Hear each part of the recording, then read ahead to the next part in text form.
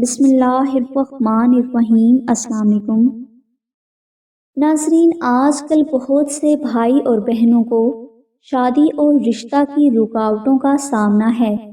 بعض لوگوں کا رشتہ طے ہو جاتا ہے تو بات شادی تک نہیں پہنچ پاتی۔ بعض لوگوں کی شادی کے لیے اسباب ہی نہیں بنتے اور گھر والوں کو سمجھ نہیں آتی کہ مسئلہ کیا ہے۔ کیونکہ شادی کی بندش ہوئی ہوتی ہے، اس لیے شادی کا کوئی سبب نہیں بنتا۔ کوئی رشتہ مل بھی جائے تو بات آگے نہیں بڑھتی۔ اس لیے آج ہم آپ کو شب معراج کا ایک خاص عمل بتائیں گے، جس کی برکت سے آپ رشتہ کی رکاوٹ کو ہمیشہ کے لیے ختم کر سکیں گے، اور کوئی بندش اور جادو بھی ہوگا تو وہ ٹوٹ جائے گا۔ اس خاص عمل کو کرنے کے لیے آپ 26 ماہ رجب دن گزرنے کے بعد رات میں کسی بھی وقت 2 نفل نماز ہدیہ محمد آل محمد اس طرح ادا کریں کہ ان دونوں نوافل میں آپ الحمد شریف کے بعد 14 بار سورہ اخلاص تلاوت کریں۔ یہ نوافل ادا کرنے کے بعد آپ قبلہ رخ ہو کر بیٹھ جائیں اور ایک تسبیح سورہ کوثر کی بہت محبت کے ساتھ تلاوت کریں۔ اس کے بعد آپ نے صرف 3 بار دعائے نعت علی شریف کو اس طرح پڑھنا ہے کہ نعت علی شریف میں جب بنبوتی کا یا رسول اللہ آئے تو اس جگہ آپ نے 100 بار درود ابراہیمی محبت کے ساتھ پڑھنا ہے۔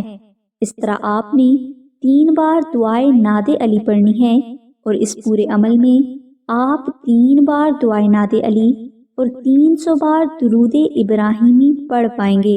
اور جب یہ عمل آپ مکمل کر لیں تو آپ سحری میں روزہ رکھیں اور روزے کے دوران تمام وقت درود ابراہیمی کی کثرت کرتے رہیں۔